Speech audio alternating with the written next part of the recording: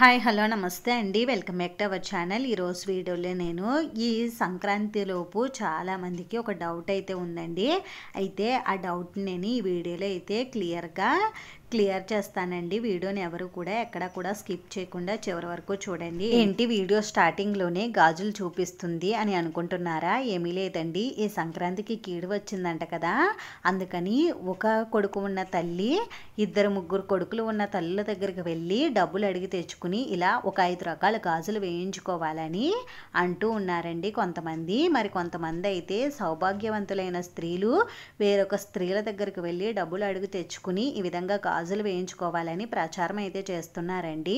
అయితే ఇలా మనం కొని తెచ్చుకున్న గాజులని సంక్రాంతి లోపే వేసేసుకోవాలని, లేకపోతే ఒక కొడుకు ఉన్న తల్లికి అలాగే కొడుకుకి కీడు కలుగుతుందని అంటున్నారండి. అయితే ఈ సంక్రాంతి లోపు ఈ గాజుల పరిహారం నిజంగా చెయ్యాలా వద్దా అని చాలా మందికి అయితే డౌట్ ఉంటుందండి.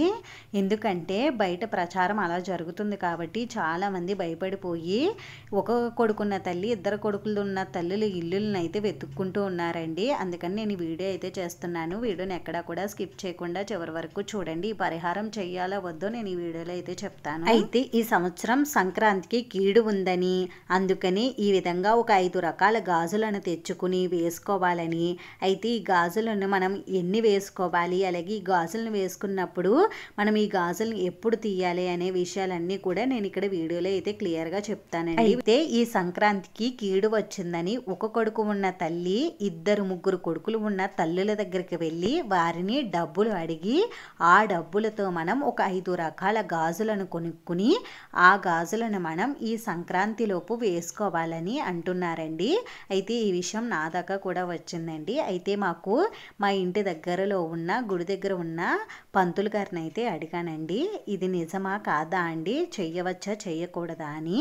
అప్పుడు పంతులు గారు అటువంటివి ఏమీ ఉండవమ్మా, ఇవి మన శాస్త్రాల్లో కానీ పురాణాల్లో కానీ ఎక్కడా కూడా చెప్పబడి లేదు. అవునా, సంక్రాంతికి కీడు రావడం ఏమిటమ్మా, వచ్చిన కీడు ఒక కొడుకు ఉన్న వారికి రావడం ఏమిటి, ఇద్దరు కొడుకులు ఉన్న వారికి రాకపోవడం ఏమిటి అని స్వామివారు అయితే ఇలా అన్నారండి. ఇవన్నీ కూడా ఫేక్ న్యూస్లు, ఇవేమీ కూడా నమ్మవద్దు అని చెప్పారండి. అయితే నేను ఇక్కడ 5 రకాల గాజులను చూపిస్తున్నాను కదండి, నేను కూడా 5 రకాల గాజులని కొనేసుకుని వేసేసుకున్నానని అనుకోవద్దండి. నా దగ్గర ఉన్న కొన్ని రకాల గాజులను అయితే చూపిస్తున్నానండి మీకు చూపించడం కోసమని. అయితే ఇక్కడ మనకి పంతులు గారు ఈ విధంగా కూడా చెప్పారండి, ఒకవేళ మీకు అలా వేయించుకోవాలి అని అనుకుంటే మీరు వేయించుకోవచ్చమ్మా సరదాగా, అంతేకాని అంటే మనకి వేరొక మహిళ మనకి గాజులు వేసుకోవడానికి అంటే గాజులను ఇస్తే చాలా మంచిది, అంతేకాని ఇలా సంక్రాంతికి కీడు వచ్చిందని గాజులు తప్పనిసరిగా వేసుకోవాలని ఎక్కడా కూడా లేదమ్మా అని చెప్పారండి. మీకు నచ్చితే చెయ్యండి, ముత్తైదువులు మనకి గాజులు ఇస్తే చాలా మంచిది కాబట్టి వారిని గాజులు వేసుకోవడానికి గాజులు కానీ లేదు అంటే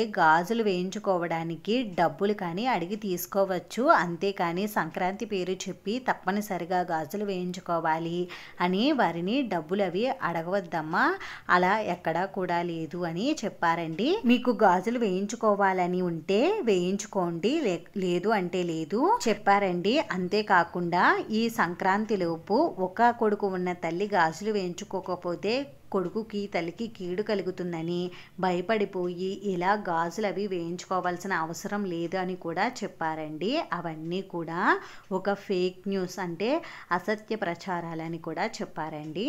అందుకని ప్రతి ఒక్కరూ కూడా ఈ సంక్రాంతికి ఎవరైనా మనకి పుణ్యస్త్రీలు గాజులను ఇస్తే తప్పకుండా తీసుకోండి, మంచిదే, అంతేకాని ఇలా సంక్రాంతి పేరు చెప్పుకుని ఇలా ఇటువంటి అసత్య ప్రచారాలను నమ్మి మీరు ఎవరిని కూడా ఇబ్బంది పెట్టవద్దండి.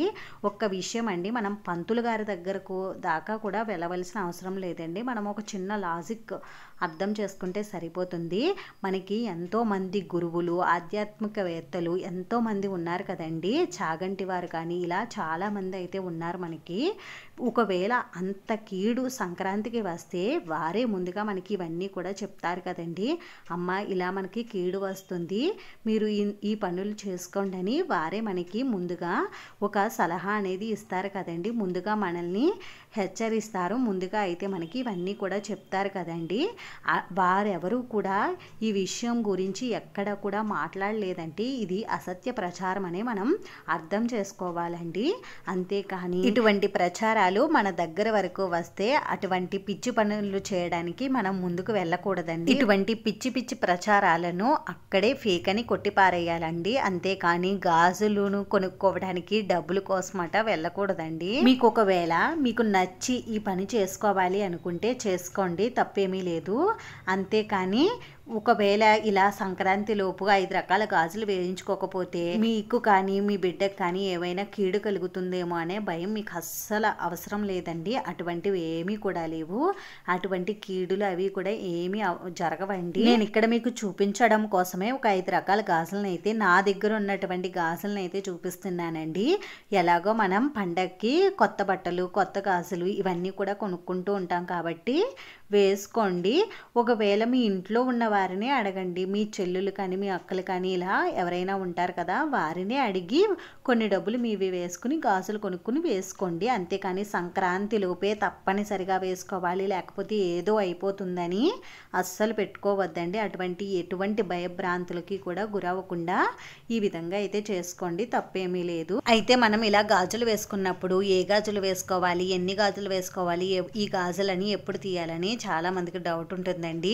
మనం ఈ గాజులని ఎన్నైనా వేసుకోవచ్చండి. అలాగే మనం ఏ గాజులైనా వేసుకోవచ్చు. మట్టి గాజులు కానీ మీకు ఏ గాజులు ఉంటే అవైతే వేసుకోవచ్చండి. అయితే ఈ గాజులను ఎప్పుడు తీయాలి అని అంటే ఈ గాజులను మనం ఎప్పుడైనా తీసుకోవచ్చండి, ఎప్పుడు తీసుకున్నా పర్వాలేదు. అంతేనండి. చూసారు కదా, నాకు తెలిసినటువంటి నాకు తోచినవి మీకు ఈ విషయాలు అయితే చెప్పానండి. ఇది ఫేక్ అని, సంక్రాంతికి కీడు ఉంది, 5 రకాల గాజులు వేసుకోవాలన్నది నిజంగా అసత్య ప్రచారం అండి. మీరు నమ్మినా నమ్మకపోయినా ఇది అసత్య ప్రచారం. అంతేనండి. చూసారు కదా, ఈ సంక్రాంతి లోపు గాజుల పరిహారం చేసుకోవాలా వద్దో ఈ వీడియో మీకు నచ్చితే మీ ఫ్రెండ్స్ కి రిలేటివ్స్ కి షేర్ చేయండి. ఇటువంటి మంచి మంచి వీడియోస్ కోసం మన ఛానల్ ని తప్పకుండా సబ్స్క్రైబ్ చేసుకోండి. వీడియో నచ్చితే లైక్ చేయడం మర్చిపోవద్దండి. వీడియోని చివరి వరకు చూసినందుకు చాలా థ్యాంక్స్ అండి.